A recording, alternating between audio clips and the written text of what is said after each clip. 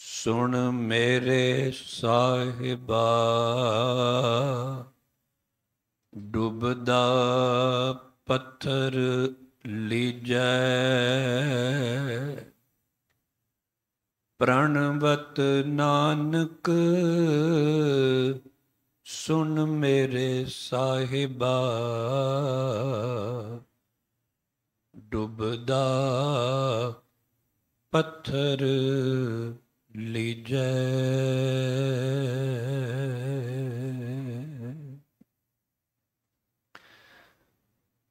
ਪਾਵਨ ਪਵਿੱਤਰ ਅਸਥਾਨ ਗੁਰਦੁਆਰਾ ਸੀਸਗੰਜ ਸਾਹਿਬ ਜੀ ਵਿਖੇ ਜੁਗੋ ਜੁਗ ਅਟਲ ਦਸਾਂ ਪਾਤਸ਼ਾਹੀਆਂ ਦੀ ਜੋਤ ਸ਼੍ਰੀ ਗੁਰੂ ਗ੍ਰੰਥ ਸਾਹਿਬ ਜੀ ਦੀ ਹਜ਼ੂਰੀ ਅੰਦਰ ਜੁੜ ਬੈਠ ਕਰਕੇ ਗੁਰਬਾਣੀ ਦਾ ਆਨੰਦ ਮਾਣ ਰਹੇ ਸਤਸੰਗੀ ਜਨੋ, ਚੱਲ ਰਹੀ ਗੁਰਬਾਣੀ ਦੀ ਲੜੀਵਾਰ ਕਥਾ ਵਿੱਚੋਂ ਹੁਣੇ ਹੀ ਆਪ ਜੀ ਨੇ ਸਨਮਾਨਯੋਗ ਸਿੰਘ ਸਾਹਿਬ ਗਿਆਨੀ ਹਰਨਾਮ ਸਿੰਘ ਜੀ ਹੈਡ ਗ੍ਰੰਥੀ ਗੁਰਦੁਆਰਾ ਸੀਸਗੰਜ ਸਾਹਿਬ ਵਾਲਿਆਂ ਪਾਸੋਂ ਉਸ ਸ਼ਬਦ ਦਾ ਮੂਲ ਪਾਠ ਸਰਵਣ ਕੀਤਾ ਹੈ, ਜਿਸ ਦੀ ਆਪਾਂ ਵਿਚਾਰ ਕਰਨੀ ਹੈ। ਸਾਰੀਆਂ ਸੰਗਤਾਂ ਗੁਰਫਤਿਹ ਰਾਹੀਂ ਪਿਆਰ ਭਰੀ ਅਸੀਸ ਬਖਸ਼ਿਸ਼ ਕਰੋ, ਤਾਂ ਕਿ ਗੁਰਦੇਵ ਪਿਤਾ ਜੀ ਆਪ ਤਰੁੱਠ ਕੇ ਇਹ ਸੇਵਾ ਲੈ ਲੈਣ। ਪਿਆਰ ਸਤਿਕਾਰ ਨਾਲ ਸਾਰੇ ਆਖੋ ਜੀ ਵਾਹਿਗੁਰੂ ਜੀ ਕਾ ਖਾਲਸਾ, ਵਾਹਿਗੁਰੂ ਜੀ ਕੀ ਫਤਿਹ। ਆਸਾ ਰਾਗ ਅੰਦਰ ਗੁਰੂ ਗ੍ਰੰਥ ਸਾਹਿਬ ਜੀ ਦੇ ਪਾਵਨ ਅੰਕ 397 ਤੇ ਗੁਰੂ ਅਰਜੁਨ ਦੇਵ ਪਿਤਾ ਜੀ ਦਾ ਉਚਾਰਨ ਕੀਤਾ ਹੋਇਆ ਇਹ ਪਾਵਨ ਸ਼ਬਦ, ਜਿਸ ਦੀ ਆਪਾਂ ਵਿਚਾਰ ਕਰਨੀ ਹੈ। ਇਸ ਸ਼ਬਦ ਦਾ ਜਿਹੜਾ ਰਹਾਉ ਵਾਲਾ ਪਦਾ ਹੈ, ਰਹਾਉ ਦਾ ਅਰਥ ਵਿਦਵਾਨਾਂ ਨੇ ਠਹਿਰਾਓ ਕੀਤਾ ਹੈ, ਰੁਕੋ ਕੀਤਾ ਹੈ। ਜਰਾ ਠਹਿਰੋ ਇੱਥੇ, ਤਾਂ ਕਿ ਅਸੀਂ ਵਿਚਾਰੀਏ ਕਿ ਰਹਾਉ ਵਾਲੇ ਪਦੇ ਅੰਦਰ ਗੁਰੂ ਅਰਜੁਨ ਦੇ ਪਿਤਾ ਜੀ ਨੇ ਅੱਜ ਸਾਨੂੰ ਗੁਰਮਤਿ ਸਿੱਖਿਆ ਉਪਦੇਸ਼ ਦਿੜ ਕਰਵਾਇਆ ਹੈ। ਇਸ ਸ਼ਬਦ ਦੇ 4 ਪਦੇ ਨੇ। ਰਹਾਉ ਵਾਲਾ ਪਦਾ ਮੈਂ ਕੱਲ ਵੀ ਬੰਗਲਾ ਸਾਹਿਬ ਵਿਖੇ ਵਿਚਾਰ ਕਰਦਿਆਂ ਇਹ ਗੱਲ ਆਖੀ ਸੀ ਕਿ ਰਹਾਉ ਵਾਲਾ ਪਦਾ ਜਿਹੜਾ ਉਹ ਗਿਣਤੀ ਵਿੱਚ ਨਹੀਂ ਆਉਂਦਾ। ਸ਼ਬਦਾਂ ਦਾ ਸਿਰਲੇਖ ਜਿਹੜਾ ਮਰਜ਼ੀ ਹੋਵੇ, ਉਹਦੀ ਆਪਣੀ ਮਹੱਤਤਾ ਹੈ। ਅੱਜ ਦੇ ਰਹਾਉ ਵਾਲੇ ਪਦੇ ਅੰਦਰ ਗੁਰੂ ਅਰਜੁਨ ਦੇ ਪਿਤਾ ਜੀ ਫਰਮਾ ਰਹੇ ਨੇ, 8 ਪਹਿਰ ਸਾਲਾਹ ਸਿਰਜਨਹਾਰ ਤੂੰ, ਜੀਵਾਂ ਤੇਰੀ ਦਾਤ ਕਿਰਪਾ ਕਰੋ ਮੂੰਹ। ਇਹ ਰਹਾਉ ਵਾਲਾ ਪਦਾ ਹੈ। ਰਹਾਉ ਵਾਲਾ ਪਦਾ ਜਿਹੜਾ ਕਿ ਜੋ ਪ੍ਰੋਫੈਸਰ ਸਾਹਿਬ ਸਿੰਘ ਜੀ ਹੋਰਾਂ ਨੇ ਅਰਥ ਕੀਤੇ ਨੇ, ਵੈਸੇ ਤੇ ਵਿਦਵਾਨ ਜਿੰਨੇ ਵੀ ਵਿਚਾਰ ਕਰਦੇ ਨੇ ਉਹ ਕੋਈ ਕਿਸੇ ਤੋਂ ਪ੍ਰਭਾਵਿਤ ਹੁੰਦਾ ਹੈ, ਕੋਈ ਕਿਸੇ ਵਿਦਵਾਨ ਤੋਂ। ਮੈਂ ਆਪਣੀ ਜਿਹੜੀ ਗੱਲ ਕਰਦਾ ਹਾਂ, ਮੈਂ ਪ੍ਰੋਫੈਸਰ ਸਾਹਿਬ ਸਿੰਘ ਜੀ ਹੋਰਾਂ ਤੋਂ ਬਹੁਤ ਪ੍ਰਭਾਵਿਤ ਹਾਂ, ਕਿਉਂਕਿ ਜਦੋਂ ਇਹਨਾਂ ਨੇ ਜੋ ਅਰਥ ਕੀਤੇ ਨੇ ਗੁਰਬਾਣੀ ਦੇ, ਉਹ ਬੜੇ, ਇਹ ਨਹੀਂ ਮੈਂ ਕਹਿੰਦਾ ਕਿ ਬਾਕੀਆਂ ਨੇ ਨਹੀਂ ਚੰਗੇ ਕੀਤੇ, ਜਿਵੇਂ ਆਪਣੀ ਆਪਣੀ ਪਸੰਦ ਹੁੰਦੀ ਹੈ। ਰਹਾਉ ਵਾਲੇ ਪਦੇ ਦੇ ਅਰਥ ਉੱਤਮ ਪੁਰਖ ਵਿੱਚ ਕੀਤੇ ਨੇ, ਫਸਟ ਪਰਸਨ ਵਿੱਚ ਕੀਤੇ ਨੇ। ਬਾਕੀ ਜਿੰਨੇ ਸਾਰੇ ਪਦੇ ਨੇ ਉਹਨਾਂ ਵਿੱਚ ਇੱਕ ਜਿਹੜੇ ਦੋ ਪਦੇ ਉਹਨਾਂ ਵਿੱਚ ਮੱਧਮ ਪੁਰਖ ਸੈਕੰਡ ਪਰਸਨ ਵਿੱਚ ਅਰਥ ਕੀਤੇ, ਤੇ ਬਾਕੀ ਜਿਹੜੇ ਨੇ ਅੱਗੇ ਹੋਰ ਲਾਸ ਵਾਲੇ ਦੋ ਪਦੇ ਉਹਨਾਂ ਵਿੱਚ ਅੰਤ ਤੌਰ ਤੇ ਸਤਿਗੁਰੂ ਗੁਰਦੇਵ ਪਿਤਾ ਨੇ ਉਪਦੇਸ਼ ਦੇ ਕਰਵਾਇਆ। ਇੱਥੇ ਮੇਰੇ ਗੁਰਦੇਵ ਪਿਤਾ ਜੀ ਇਹ ਬਖਸ਼ਿਸ਼ ਕਰਦੇ ਨੇ, ਇੱਥੇ ਤੂੰ ਦਾ ਅਰਥ ਹੈ ਤੈਨੂੰ। ਹੇ ਸਿਰਜਣਹਾਰ ਅਕਾਲ ਪੁਰਖ ਵਾਹਿਗੁਰੂ ਜੀ। ਸਿਰਜਣਹਾਰ ਦਾ ਅਰਥ ਹੈ ਜਿਨਨੇ ਸਾਰੀ ਸ੍ਰਿਸ਼ਟੀ ਦੀ ਸਿਰਜਣਾ ਕੀਤੀ, ਤੇ ਅਸੀਂ ਵੀ ਉਹਦੇ ਹੀ ਸਿਰਜੇ ਹੋਏ ਹਾਂ। ਜੋ ਵੀ ਆਪਾਂ ਸੰਸਾਰ ਦੇ ਅੰਦਰ ਜਿੱਧਰ ਵੀ ਝਾਤ ਮਾਰਦੇ ਹਾਂ ਵੇਖਦੇ ਹਾਂ, ਸਾਰੀ ਕਾਇਨਾਤ ਉਸੇ ਦੀ ਹੀ ਸਿਰਜੀ ਹੋਈ ਹੈ। ਹੇ ਸਿਰਜਣਹਾਰ ਪ੍ਰਭੂ, ਅੱਠੇ ਪਹਿਰ ਤੇਰੀ ਸਿਫਤ ਸਲਾਹ ਕਰਕੇ, ਤੈਨੂੰ ਸਲਾਹ ਕੇ ਆਪ ਜੀ ਦੀ ਸਿਫਤ ਸਲਾਹ ਕਰਕੇ ਜੀਵਾਂ। ਜੀਵਾਂ ਦਾ ਅਰਥ ਹੈ ਮੈਂ ਜਿਉਂਦਾ ਹਾਂ, ਮੈਨੂੰ ਆਤਮਿਕ ਜੀਵਨ ਪ੍ਰਾਪਤ ਹੋ ਜਾਂਦਾ ਹੈ। ਜੀਵਾਂ ਤੇਰੀ ਦਾਤ ਕਿਰਪਾ ਕਰੋ ਮੂੰਹ। ਇੱਥੇ ਮੂੰਹ ਸ਼ਬਦ ਜਿਹੜਾ ਆਇਆ ਹੈ, ਮੰਮੇ ਨੂੰ ਦੁਲੈਂਕੜ ਹੈ, ਉੱਪਰ ਟਿੱਪੀ ਲੱਗੀ ਹੋਈ ਹੈ, ਅੱਗੇ ਹਾਹਾ ਨਹੀਂ ਹੈ। ਇਹ ਬਹੁਤ ਵਾਰੀ ਆਏਗਾ। ਇਹਦਾ ਅਰਥ ਹੈ ਮੈਨੂੰ। ਜਿਵੇਂ ਬਾਬਾ ਫਰੀਦ ਜੀ ਦੇ ਵੀ ਆਪਾਂ ਬਚਨ ਪੜ੍ਹਦੇ ਹਾਂ, ਚੁੰਮਾ ਪੈਰ ਮੂੰਹ, ਉੱਥੇ ਵੀ ਮੂੰਹ ਦਾ ਅਰਥ ਹੈ ਮੈਂ ਉਹਨਾਂ ਦੇ ਪੈਰ ਚੁੰਮਾਂ। ਇੱਥੇ ਵੀ ਮੂੰਹ ਦਾ ਅਰਥ ਹੈ ਮੈਨੂੰ। ਕਹਿੰਦੇ ਨੇ ਹੇ ਸਿਰਜਣਹਾਰ ਅਕਾਲ ਪੁਰਖ ਵਾਹਿਗੁਰੂ ਜੀਓ, ਆਪ ਜੀ ਦੀ ਅੱਠੇ ਪਹਿਰ ਸਿਫਤ ਸਲਾਹ ਕਰਕੇ ਮੈਂ ਆਤਮਿਕ ਜੀਵਨ ਜਿਉਂਦਾ ਹਾਂ। ਮੇਰੇ ਤੇ ਇਹ ਕਿਰਪਾ ਕਰੋ, ਇਹ ਜਿਹੜੀ ਤੇਰੀ ਦਾਤ ਹੈ ਨਾ, ਇਹ ਮੇਰੀ ਝੋਲੀ ਵਿੱਚ ਸਿਫਤ ਸਲਾਹ ਦੀ ਦਾਤ ਜਿਹੜੀ ਹੈ ਇਹ ਪਾ ਕੇ ਰੱਖਿਓ। ਹੁਣ ਪ੍ਰਭੂ ਦੀ ਸਿਫਤ ਸਲਾਹ ਜਿਹੜੀ ਹੈ, ਕਿਉਂਕਿ ਧੰਨ ਗੁਰੂ ਅਰਜੁਨ ਦੇ ਪਿਤਾ ਜੀ ਦੇ ਪਾਵਨ ਬਚਨ ਨੇ, ਸਿਫਤ ਸਲਾਹ ਇਸ ਲਈ ਕਰਨੀ ਹੈ ਤਾਂ ਕਿ ਅਸੀਂ ਉਹਦੀ ਸਿਫਤ ਸਲਾਹ ਕਰਦੇ ਕਰਦੇ ਉਹਦੇ ਵਿੱਚ ਸਮਾ ਜਾਈਏ, ਅਭੇਦ ਹੋ ਜਾਈਏ। ਸਮਾਨ ਦਾ ਮਤਲਬ ਇਹ ਨਹੀਂ ਕਿ ਫਲਾਣਾ ਕੋਈ ਮਨੁੱਖ ਸਰੀਰ ਤਿਆਗ ਗਿਆ ਤੇ ਫਿਰ ਪੰਜ ਤੱਤ ਪੰਜਾਂ ਤੱਤਾਂ ਵਿੱਚ ਵਿਲੀਨ ਹੋ ਜਾਂਦੇ ਨੇ, ਉਹ ਤੇ ਠੀਕ ਹੈ ਗੱਲ। ਪਰ ਇੱਥੇ ਜਿਉਂਦੇ ਜੀ ਅਕਾਲ ਪੁਰਖ ਦੇ ਵਿੱਚ ਜੇ ਅਸੀਂ ਅਭੇਦ ਹੋਣਾ ਚਾਹੁੰਦੇ ਹਾਂ, ਤੇ ਗੁਰਬਾਣੀ ਨੇ ਜਿਹੜਾ ਢੰਗ ਤਰੀਕਾ ਉਹ ਦੱਸਿਆ ਹੈ, ਉਹ ਹੈ ਪ੍ਰਭੂ ਦੀ ਸਿਫਤ ਸਲਾਹ ਕਰਨੀ, ਉਹਨੂੰ ਗਾਉਣਾ ਜਾਂ ਫਿਰ ਉਹਨੂੰ ਸੁਣਨਾ। ਜਪਜੀ ਸਾਹਿਬ ਦੇ ਅੰਦਰ ਵੀ ਗੁਰੂ ਨਾਨਕ ਸਾਹਿਬ ਪਾਤਸ਼ਾਹ ਜੀ ਨੇ ਗਾਵੀ ਹੈ, ਸੁਣੀ ਹੈ, ਮਨ ਰੱਖੀ ਹੈ ਭਾਉ। ਪ੍ਰਭੂ ਦੀ ਸਿਫਤ ਸਲਾਹ ਗਾਉਣੀ ਚਾਹੀਦੀ ਹੈ, ਸੁਣਨੀ ਚਾਹੀਦੀ ਹੈ, ਪਰ ਮਨ ਵਿੱਚ ਪਿਆਰ ਰੱਖ ਕੇ।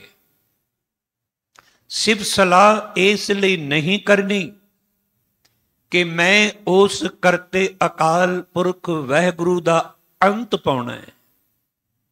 ਜੇ ਉਹਦਾ ਅੰਤ ਪਾਇਆ ਜਾ ਸਕਦਾ ਹੁੰਦਾ, ਫਿਰ ਮੇਰੇ ਸਤਿਗੁਰੂ ਬਾਣੀ ਅੰਦਰ ਉਸ ਕਰਤੇ ਅਕਾਲ ਪੁਰਖ ਵਾਹਿਗੁਰੂ ਨੂੰ ਕਦੀ ਬੇਅੰਤ ਨਾ ਆਖਦੇ। ਬੇਅੰਤ ਦਾ ਅਰਥ ਹੀ ਇਹ ਹੈ ਜਿਹਦਾ ਕੋਈ ਅੰਤ ਪਾ ਹੀ ਨਹੀਂ ਸਕਦਾ। ਤੂੰ ਬੇਅੰਤ ਕੋ ਵਿਰਲਾ ਜਾਣੇ।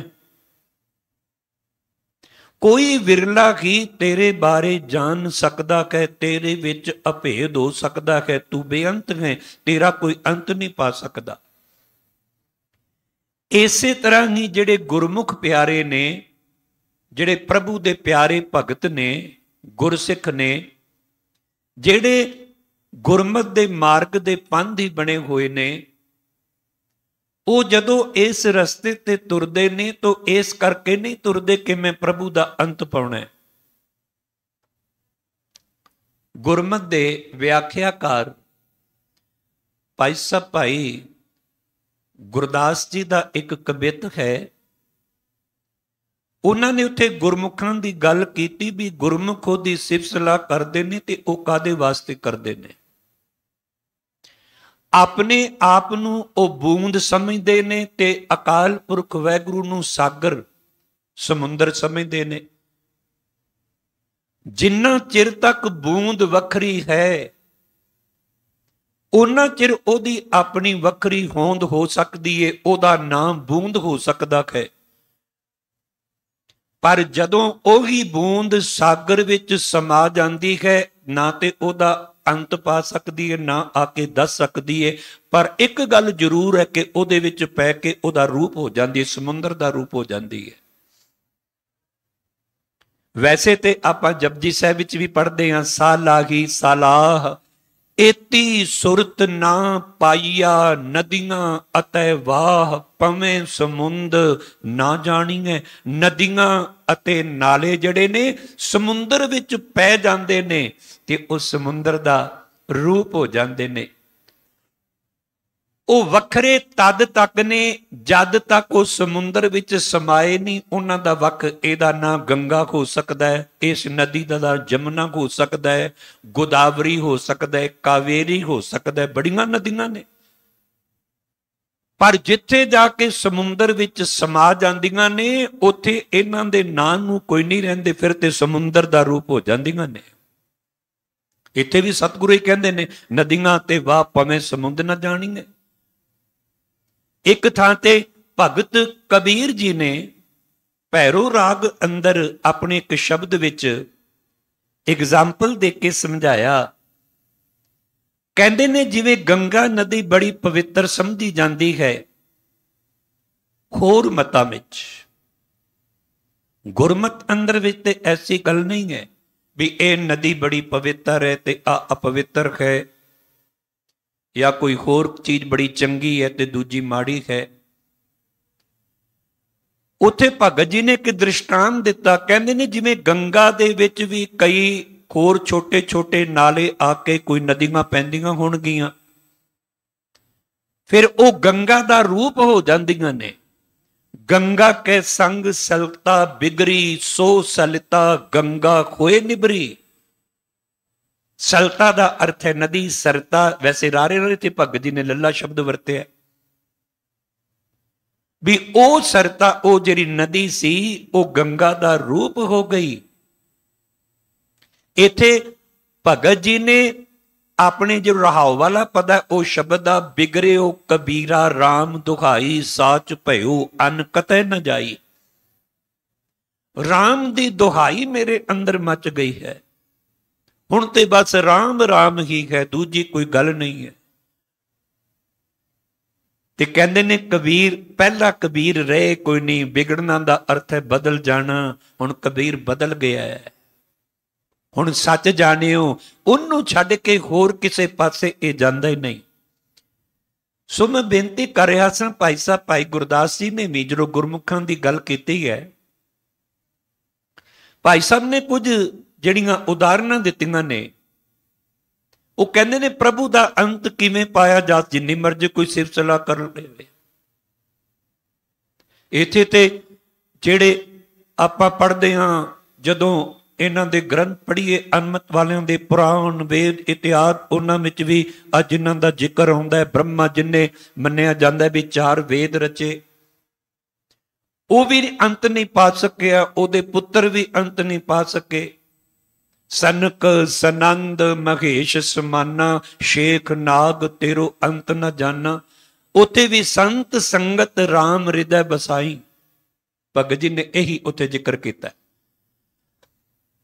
ਉੱਥੇ ਭਾਈ ਸਾਹਿਬ ਜੀ ਕਹਿੰਦੇ ਨੇ ਵੀ ਇੱਕ ਛੋਟੀ ਜਿਹੀ ਕੀੜੀ ਹੈ, ਕੀੜੀ ਦੇ ਪੇਟ ਵਿੱਚ ਹਾਥੀ ਸਮਾ ਸਕਦਾ ਹੈ? ਨਹੀਂ ਸਮਾ ਸਕਦਾ। ਜੇ ਆਪਾਂ ਕਹੀਏ ਹੁਣ ਸਾਡੀ ਬੁੱਧੀ ਜਿਹੜੀ ਹੈ ਥੋੜੀ ਜਿਹੀ ਹੈ, ਛੋਟੀ ਹੈ, ਤੇ ਖਾਸ ਕਰਕੇ ਜਿਨਨੇ ਸਾਨੂੰ ਬੁੱਧ ਦਿੱਤੀ ਹੈ ਉਹਦੇ ਸਾਹਮਣੇ ਅਸੀਂ ਆਪਣੀ ਬੁੱਧੀ ਦਾ ਪ੍ਰਗਟਾਵਾ ਕੀ ਕਰ ਸਕਦੇ ਹਾਂ, ਆਪਣੀ ਅਕਲ ਦਾ ਪ੍ਰਗਟਾਵਾ ਕੀ ਕਰ ਸਕਦੇ ਹਾਂ।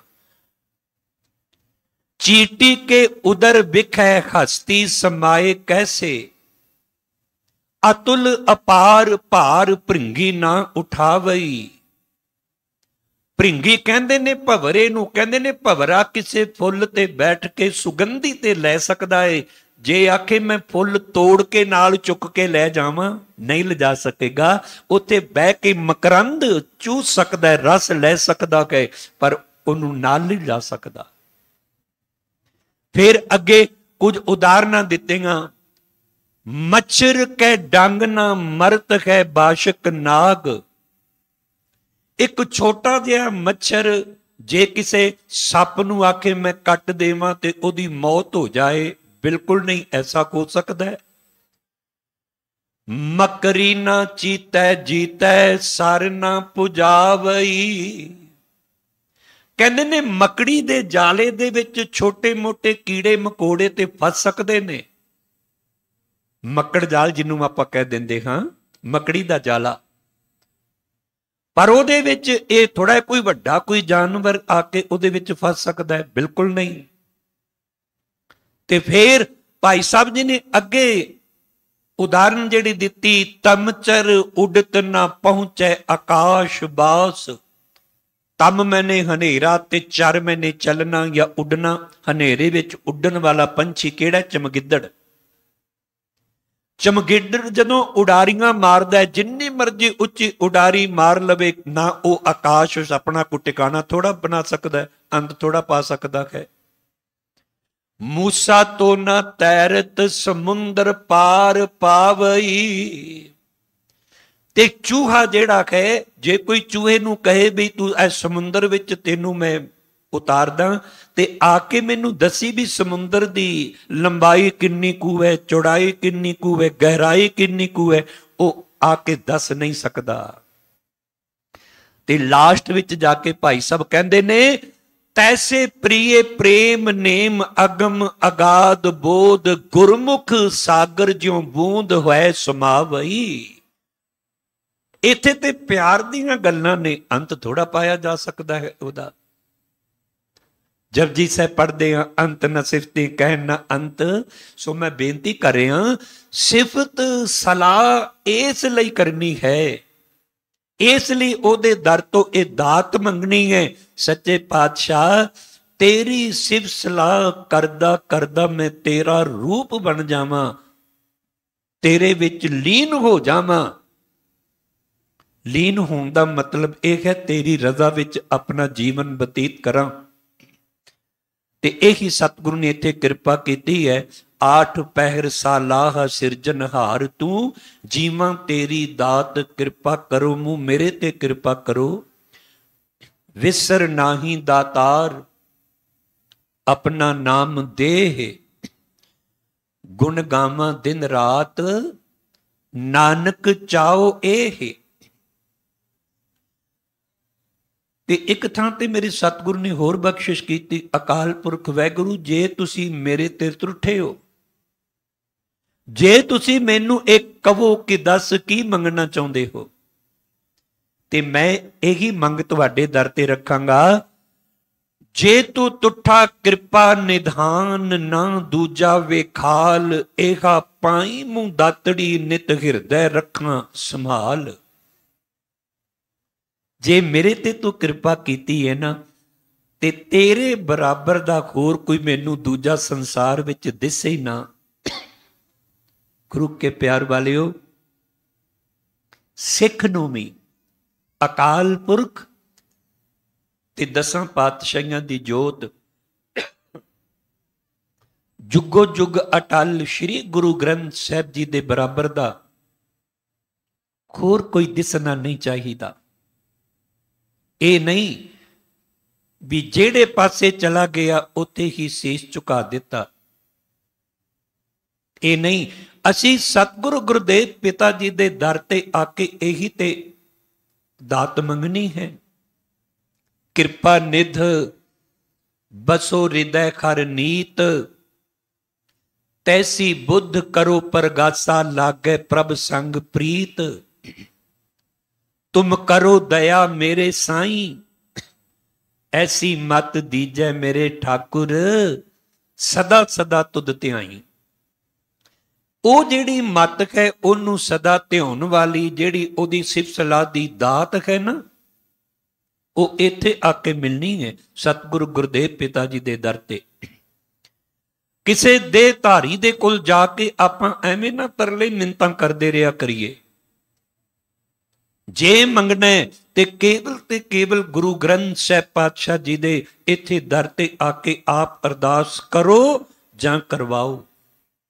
ਜੇ ਕਿ ਬਿਰਥਾ ਹੋਏ ਸੋ ਗੁਰ ਪੈ ਅਰਦਾਸ ਕਰ। ਤੇ ਇਸ ਲਈ ਸਤਿਗੁਰੂ ਜੀ ਕਹਿੰਦੇ ਨੇ ਮੇਰੇ ਤੇ ਕਿਰਪਾ ਕਰੋ, ਇਹ ਦਾਤ ਮੇਰੀ ਝੋਲੀ ਵਿੱਚ ਪਾਈ ਰੱਖੋ। ਕਿਉਂ? ਕਿਉਂਕਿ ਜਦੋਂ ਮੈਂ ਤੁਹਾਡਾ ਨਾਮ ਸਿਮਰਦਾ ਹਾਂ, ਸਿਫਤ ਸਲਾਹ ਕਰਦਾ ਹਾਂ, ਤੇ ਮੈਂ ਮਹਿਸੂਸ ਕਰਦਾ ਹਾਂ ਕਿ ਮੈਂ ਜਿਉਂਦਾ ਹਾਂ। ਆਖਾਂ ਜੀਵਾਂ ਵਿਸਰੈ ਮਰ ਜਾਉ। ਜੇ ਮੈਂ ਆਖਦਾ ਹਾਂ ਤੇ ਜਿਉਂਦਾ ਹਾਂ, ਜੇ ਤੇਰਾ ਨਾਮ ਵਿਸਰ ਜਾਂਦਾ ਹੈ ਤੇ ਮੇਰੀ ਮੌਤ ਹੋ ਜਾਂਦੀ ਹੈ। ਇਹ ਦਾਤ ਪ੍ਰਭੂ ਦੇ ਦਰ ਤੋਂ। ਇੱਕ ਤਾਂ ਸਤਿਗੁਰੂ ਗੁਰੂ ਅਰਜਨ ਦੇਵ ਪਿਤਾ ਜੀ ਨੇ ਸੂਹੀ ਰਾਗ ਵਿੱਚ ਇੱਥੇ ਤੇ ਆਖਾਂ ਜੀਵਾਂ ਵਿਸਰੈ ਮਰ ਜਾਉ ਗੁਰੂ ਨਾਨਕ ਸਾਹਿਬ ਨੇ ਨਾਮ ਦੀ ਗੱਲ ਕੀਤੀ। ਉੱਥੇ ਸਤਿਗੁਰੂ ਨੇ ਬਾਣੀ ਦੀ ਵੀ ਗੱਲ ਕੀਤੀ ਹੈ। ਮੇਰੇ ਸਾਹਿਬ ਤੂੰ ਮੈਂ ਮਾਨ ਨਿਮਾਣੀ, ਅਰਦਾਸ ਕਰੀ ਪ੍ਰਭ ਆਪਣੇ ਆਗੇ। ਸੁਣ ਸੁਣ ਜੀਵਾਂ ਤੇਰੀ ਬਾਣੀ। ਮੈਂ ਤੇਰੀ ਬਾਣੀ ਜਿਹੜੀ ਏ ਇਹਨੂੰ ਸੁਣ ਸੁਣ ਕੇ ਮੈਂ ਜੀਵਾਂ। ਸੁਣਾਵੀਂ ਬਾਣੀ ਗਾਵਾਂਵੀਂ ਤੇ ਬਾਣੀ ਅਨੁਸਾਰ ਮੇਰਾ ਜੀਵਨ ਵੀ ਜਿਹੜਾ ਹੈ ਉਹ ਬਣ ਜਾਏ।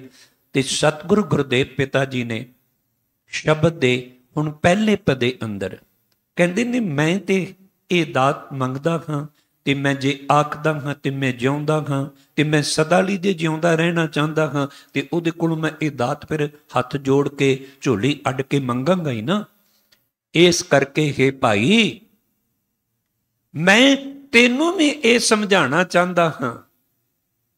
ਹੁਣ ਸਤਿਗੁਰੂ ਗੁਰਦੇਵ ਪਿਤਾ ਜੀ ਸਾਨੂੰ ਸਮਝਾ ਰਹੇ ਨੇ। ਪਹਿਲਾਂ ਆਪ ਮਾਲਕ ਦੇ ਦਰ ਤੇ ਇਹ ਦਾਤ ਮੰਗੀ। ਹੁਣ ਪਾਤਸ਼ਾਹ ਜੀ ਕਹਿੰਦੇ ਨੇ ਆਸਾ ਮਹਿਲਾ ਪੰਜਵਾਂ, ਆਸਾ ਰਾਗ ਦਾ ਨਾਂ, ਮਹਿਲਾ ਪੰਜਵਾਂ ਭਾਵ ਗੁਰੂ ਅਰਜਨ ਦੇ ਪਿਤਾ ਜੀ ਇਹ ਸ਼ਬਦ ਦੇ ਉਚਾਰਨ ਕਰਤਾ। ਹੱਬੇ ਥੋਕ ਵਿਸਾਰ। ਗੁਰਬਾਣੀ ਵਿੱਚ ਬਹੁਤ ਥਾਈਂ ਲਹਿੰਦੀ ਬੋਲੀ, ਮੁਲਤਾਨੀ ਬੋਲੀ, ਸੱਭੇ ਨੂੰ ਹੱਬੇ ਕਿਹਾ ਗਿਆ। ਇਹਦਾ ਅਰਥ, ਹੱਬੇ ਦਾ ਅਰਥ ਸਭ ਬਣਦਾ ਹੈ। ਥੋਕ ਦਾ ਅਰਥ ਹੈ ਜਿਹੜੇ ਪਦਾਰਥ ਨੇ। ਹੱਬੇ ਥੋਕ ਵਿਸਾਰ, ਹਿੱਕੋ ਹੈ ਸ਼ਬਦ ਇੱਕੋ, ਪਰ ਇੱਥੇ ਨੂੰ ਹਿੱਕੋ ਹਾਹੇ ਨਾਲ, ਹਿੱਕੋ ਖਿਆਲ ਕਰ। ਕਹਿੰਦੇ ਨੇ ਬਾਕੀ ਜਿੰਨੇ ਵੀ ਪਦਾਰਥ ਨੇ ਤੇਰਾ ਧਿਆਨ ਅੱਠੇ ਪੈਰ ਪਦਾਰਥਾਂ ਦੇ ਵਿੱਚ ਹੀ ਰਹਿੰਦਾ ਹੈ। ਕਹਿੰਦੇ ਨੇ ਉਹਦਾ ਖਿਆਲ ਕਰ ਜਿੰਨੇ ਪਦਾਰਥ ਬਣਾਏ ਨੇ, ਜਿੰਨੇ ਤੇਰੀਆਂ ਝੋਲੀਆਂ ਭਰਨੀਆਂ ਨੇ, ਜਿੰਨੇ ਹੁਣ ਤੱਕ ਭਰੀਆਂ ਵੀ ਨੇ, ਜਿੰਨੇ ਅੱਗੋਂ ਵੀ ਤੈਨੂੰ ਅਨਮੰਗਿਆ ਦਾਨ ਦੇਵਨਾ ਸਭਨਾ ਹਾਂ ਜੀਆਂ। ਇਹ ਨਹੀਂ ਕਿ ਪ੍ਰਮਾਤਮਾ ਜਿਹੜਾ ਇਹ ਦੁਨਿਆਵੀ ਪਦਾਰਥ ਕਿਸੇ ਨੂੰ ਦੇਣ ਲੱਗਿਆਂ ਕਿਸੇ ਨਾਲ ਵਿਤਕਰਾ ਕਰਦਾ ਹੈ, ਨਹੀਂ। ਇਸ ਲਈ ਇਹਨਾਂ ਪਦਾਰਥਾਂ ਦੇ ਵਿੱਚ ਆਪਣਾ ਚਿੱਤ ਨਾ ਜੋੜ। ਚਿੱਤ ਤੇਰਾ ਉਸ ਮਾਲਕ ਨਾਲ ਜੁੜਿਆ ਰਵੇ। ਚੇਤਾ ਹੀ ਤਾਂ ਚੇਤ ਸਾਹਿਬ ਸੱਚਾ ਸੋਤ ਨਹੀਂ। ਇੱਥੇ ਪਾਤਸ਼ਾਹ ਨੇ ਕਿਰਪਾ ਕੀਤੀ ਵੀ ਸਾਰੇ ਥੋਕ ਵਿਸਾਰ ਕੇ ਤੇ ਇੱਕ ਦਾ ਖਿਆਲ ਕਰਕੇ ਭਾਈ। ਇੱਕ ਸ਼ਬਦ ਜਿਹੜਾ ਕਿ ਆਮ ਕਰਕੇ ਘਰਾਂ ਵਿੱਚ ਕੋਈ ਸਮਾਗਮ ਹੋਵੇ, ਖੁਸ਼ੀ ਦਾ ਸਮਾਗਮ ਹੋਵੇ, ਤੇ ਸਪੈਸ਼ਲ ਤੌਰ ਤੇ ਗੁਰੂ ਕੇ ਕੀਰਤਨੀਆਂ ਨੂੰ ਪਰਿਵਾਰ ਦੇ ਮੈਂਬਰ ਕਹਿੰਦੇ ਨੇ ਭਾਈ ਸਾਹਿਬ ਜੀ ਆਹ ਸ਼ਬਦ ਜ਼ਰੂਰ ਪੜਿਓ। ਕਿਹੜਾ ਜੀ? ਲੱਖ ਖੁਸ਼ੀਆਂ ਪਾਤਸ਼ਾਹੀਆਂ ਜੇ ਸਤਿਗੁਰੂ ਨਦਰ ਕਰੇ। ਦਰਅਸਲ ਇਸ ਸ਼ਬਦ ਦਾ ਜਿਹੜਾ ਕੇਂਦਰੀ ਭਾਵ ਰਹਾਉ ਵਾਲੀਆਂ ਪੰਕਤੀਆਂ ਵਿੱਚ ਹੈ, ਉਹਦੇ ਵਿੱਚ ਜੋ ਸਤਿਗੁਰੂ ਨੇ ਸਮਝਾਇਆ ਹੈ, ਮੇਰੇ ਮਨ ਏਕਸ ਸਿਉ ਚਿਤ ਲਾਏ, ਏਕਸ ਬਿਨ ਸਭ ਧੰਦ ਹੈ, ਸਭ ਮਿਥਿਆ ਮੋਹ ਮਾਏ। ਏਕਸ ਸਿਉ ਚਿਤ ਲਾਏ, ਹਿੱਕੋ ਖਿਆਲ ਕਰ। ਏਕਸ ਬਿਨ, ਜੇ ਤੂੰ ਇੱਕ ਤੋਂ ਬਿਨਾ ਬਾਕੀ ਸਭ ਕੁਝ ਮੰਗਦਾ ਹੈ, ਕਹਿੰਦੇ ਨੇ ਇਹ ਸਭ ਜਿਹੜਾ ਹੈ ਸਭ ਮਿਥਿਆ ਮੋਹ ਮਾਏ। ਇਹ ਮਾਇਆ ਦਾ ਮੋਹ ਜਿਹੜਾ ਹੈ ਇਹ ਮਿਥਿਆ ਹੈ, ਇਹ ਝੂਠਾ ਹੈ। ਮਾਇਆ ਇਹ ਪਦਾਰਥ ਜਿਹੜੇ ਨੇ, ਕਿਉਂਕਿ ਇਸੇ ਹੀ ਸ਼ਬਦ ਦਾ ਜਿਹੜਾ ਪਹਿਲਾ ਪਦਾ ਹੈ ਉਹਦੇ ਵਿੱਚ ਫਿਰ ਸਤਿਗੁਰੂ ਨੇ ਕਿਰਪਾ ਕੀਤੀ, ਸਭੇ ਥੋਕ ਪਰਾਪ ਤੇ ਜੇ ਆਵੇ ਇੱਕ ਹੱਥ। ਇੱਥੇ ਕਹਿੰਦੇ ਨੇ ਹੱਬੇ ਥੋਕ ਵਿਸਾਰ, ਉੱਥੇ ਕਹਿੰਦੇ ਸਭੇ ਥੋਕ ਪਰਾਪ ਤੇ। ਜੇ ਪਰਮਾਤਮਾ ਇੱਕ ਹੱਥ ਵਿੱਚ ਲੱਗ ਜਾਏ, ਭਗਤ ਕਬੀਰ ਜੀ ਦਾ ਕੇਦਾਰਾ ਰਾਗ ਵਿੱਚ ਸ਼ਬਦ, ਹਰ ਕੇ ਨਾਮ ਕੇ ਵਿਆਪਾਰੀ, ਹੀਰਾ ਹਾਥ ਚੜਿਆ ਨਿਰਮੋਲਕ, ਛੂਟ ਗਈ ਸੰਸਾਰੀ। ਹੀਰਾ ਹਾਥ ਚੜਿਆ ਨਿਰਮੋਲਕ, ਸਭੇ ਥੋਕ ਪਰਾਪ ਤੇ ਜੇ ਆਵੇ ਇੱਕ ਹੱਥ। ਗੱਲ ਤੇ ਇੱਕ ਨਾਲ ਜੁੜਨ ਦੀ ਹੈ। ਫਿਰ ਜਨਮ ਪਦਾਰਥ ਸਫਲ ਹੈ। ਜੇ ਇਸ ਜਨਮ ਵਿੱਚ ਇੱਕ ਪਦਾਰਥ ਹੈ ਨਾ, ਇਧਰ ਤੇਰਾ ਧਿਆਨ ਜਾਂਦਾ ਹੀ ਕੋਈ ਨਹੀਂ। ਇਹਨੂੰ ਸਫਲ ਕਿਵੇਂ ਕਰਨਾ ਹੈ? ਸਤਿਗੁਰੂ ਨੇ ਇੱਥੇ ਵੀ ਜੇ ਤਾਂ ਸਫਲ ਹੋਏਗਾ, ਜਿਵੇਂ ਲੱਖ ਖੁਸ਼ੀਆਂ ਪਾਤਸ਼ਾਹੀਆਂ ਤਾਂ ਨੇ ਜੇ ਸਤਿਗੁਰ ਨਦਰ ਕਰੇ। ਇੱਥੇ ਵੀ ਜਨਮ ਪਦਾਰਥ ਸਫਲ ਜੇ ਸੱਚਾ ਸ਼ਬਦ ਕਥ। ਜੇ ਸੱਚੇ ਸ਼ਬਦ ਨੂੰ ਕਥੇਗਾ, ਉੱਥੇ ਵੀ ਗੁਰੂ ਅਰਜੁਨ ਦੇ ਪਿਤਾ ਜੀ ਸੱਚਾ ਸ਼ਬਦ ਕਥ, ਇਤੇ ਇੱਕੋ ਖਿਆਲ ਕਰ। ਕਿਉਂਕਿ ਸ਼ਬਦ ਵਿੱਚ ਸਾਨੂੰ ਇਹੀ ਤੇ ਸਿੱਖਿਆ ਮਿਲਦੀ ਹੈ ਵੀ ਇੱਕ ਨਾਲ ਜੁੜਨਾ ਹੈ। ਗੁਰਬਾਣੀ ਸਾਨੂੰ ਇੱਕ ਨਾਲ ਜੋੜਦੀ ਹੈ। ਸ਼ੁਰੂਆਤ ਇੱਕ ਤੋਂ ਕੀਤੀ, ਇੱਕ ਓੰਕਾਰ।